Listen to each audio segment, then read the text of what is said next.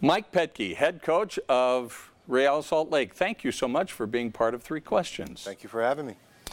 You got fired by the Red Bulls in 2014 without explanation. Then 2 years later, you're coaching a USL side in a small market. You win one game with the Monarchs. You're with the organization for 3 months, and then you're named head coach of Real Salt Lake. How did this happen? Well, first of all, Bob, thank you for bringing up painful memory of being fired from New York. But listen, life's about opportunities. It's about moments. And, you know, after everything happened with the Red Bulls, I had a couple of years to reflect and think about what I wanted to do next. And within a month span of meeting with the ownership of RSL, Mr. Deloy Hansen and Craig Weibel, the GM, it was very good conversations, and everything made sense, and it just fell into place very quickly. Now, getting the head coaching job of RSL after just a month and a half, 2 months, that happened extremely fast. But again, life's about opportunities. Were you surprised by what happened? Yes and no. Yes, because of how sudden it happened early in the season, but no, because this is the life that I chose as a coach, and Jeff as well, and all coaches know, is that the second that you sign on to be a coach, the clock starts ticking down right away. Now, you inherited a team that has done very well historically, but has really stumbled significantly recently. How are you going to turn things around? Well, I've been saying it all along, and it's something that I really believe in. It's a marathon, not a sprint, you know? So for me to come in after 4 or 5 games, the season's already started, the preseason has already gone through, which is the most important part of the year. It's about baby steps. It's about implementing things little by little, and that's what we've been doing now for 4 weeks. To come in and drop a sledgehammer and just throw hundreds of ideas at these guys would actually do harm. So it's about changing the culture first, tweaks to the tactical part in the field, and then hopefully those tweaks add up and things start working out.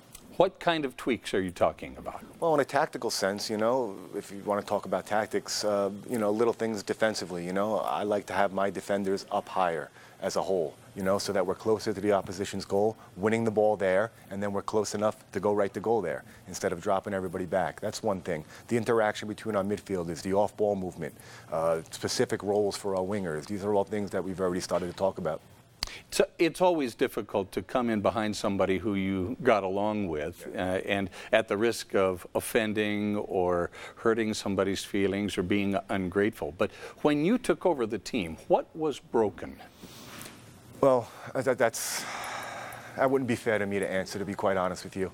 You know, the one thing obviously that's public that was broken was that, you know, the results were not coming. You know, and I think, you know, every coach has their way to do things. You know, they have their way to do things on a personal level, on a professional level, and it's all different. So for me, it's not about what was wrong before, it's about what I feel is right. And for me to come in, accountability, I'm very big on, huge on accountability, not only from my players, my staff, and most importantly, myself. And just to create a real team culture. You know, these are professional athletes who get paid to, I guess you could say it's a job, but it's really their passion and what they love. There's no reason that they should not be showing up every day doing everything right to get themselves in the position to win and doing everything that's right for the organization that pays them. Now, RSL won a championship in 2009, and if I'm not mistaken, only Kyle Beckerman and Nick Raimondo are the only holdovers from that championship team. Is it possible for RSL this year or in the next year to be able to make a real run at a title without more big name players and veterans on the team? Well, we do have a number of other big name players, to be honest with you, but it all comes down to the day on the field. You know, in a league like MLS, parity is key. Every team has an opportunity to win on a day, and that's the way the league is set up, from our salary cap to the structure. And there's good and bad things about that. The good is, for teams like RSL this year, who have started out slowly, it's far from over from getting into the playoffs. And then historically, getting into the playoffs means it's a new season, and not always the best teams win the championship when you get to the playoffs. So as far as seeding goes, so there's an unbelievable, ample opportunity to go on a run and to right things. Now, professional sports can be such a fickle arena, as you well know. I mean, for heaven's sakes, you go to the playoffs 2 years in a row, you win the Supporters' Shield and all of that, and still wind up losing your job. Why is that? Well, because we live in a results-oriented world, and I'm a big results-oriented guy. You know, today's hot number is tomorrow's, you know, lame duck, I guess you could say. And, you know, owners and fans and organizations, they demand results, as they should. But the one thing I will say about in my meetings with Mr. Hansen and Craig Weibel in the front office is that, yes, results are the most important, and that's what I'm going to be judged by eventually.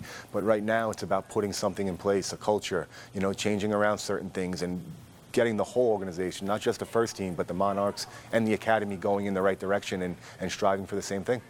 RSL owner Deloy Hansen has this expansive vision for Real Salt Lake. What do you make of that, and where do you see the organization going in the future? Well, obviously, how can I say this? I'll be very direct. If I didn't believe in what he wanted and what he saw, I wouldn't be here right now, because I'm not somebody that's just going to come take a job for the paycheck, or especially move my family 3/4 of the way across the country just for a job. I believe wholeheartedly in what Mr. Hansen wants, from the youth development all the way through to making Salt Lake, which is very, I think, possible, the soccer capital of the United States, or one of them, the destination to go for your kid to develop, and also the destination for international teams to come, for high-priced players to want to come play in Salt Lake, based on how the organization's run, but just as importantly, if not more, the style of play we put on the field and what kind of organization we are. So I'm all about, that's why I'm here.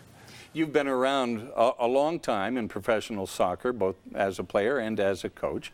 What is different about RSL when compared to the other organizations? Well, I'll tell you this. I've already had, in 4 months now, I've probably had 7 or 8 face-to-face with the owner, Mr. Hansen.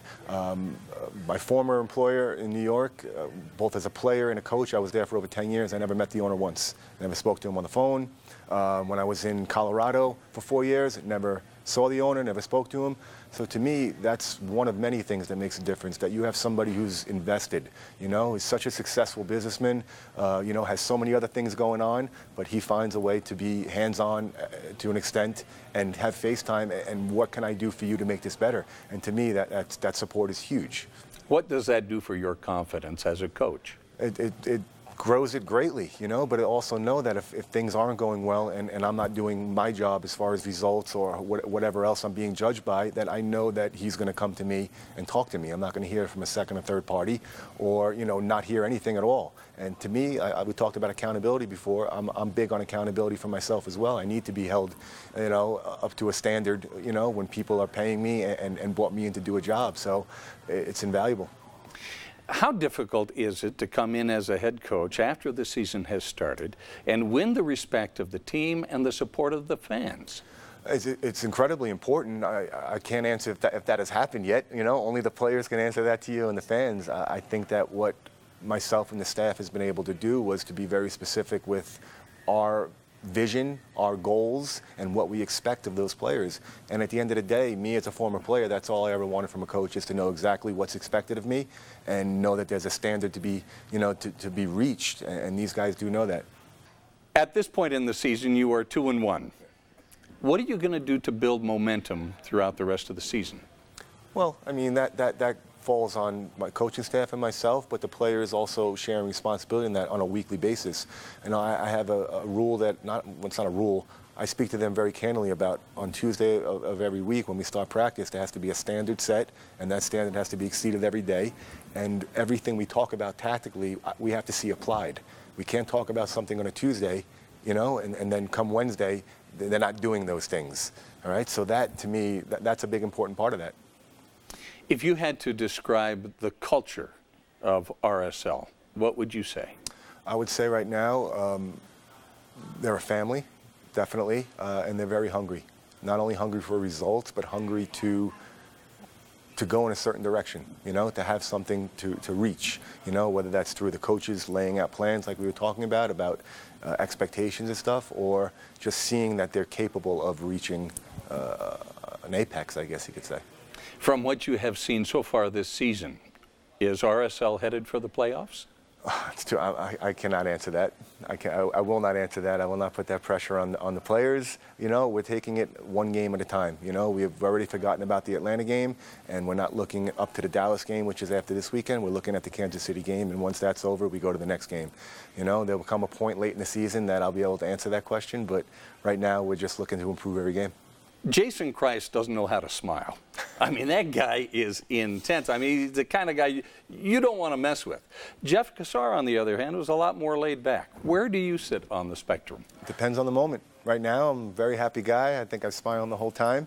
You're a very engaging person. I'm enjoying my moment out in the field or in a competitive environment or in an environment where I want something to be accomplished. I'm not a very nice guy at times, you know, and the players know that, and my family knows that, my friends know that. It's just who I am, but I'm very adaptable.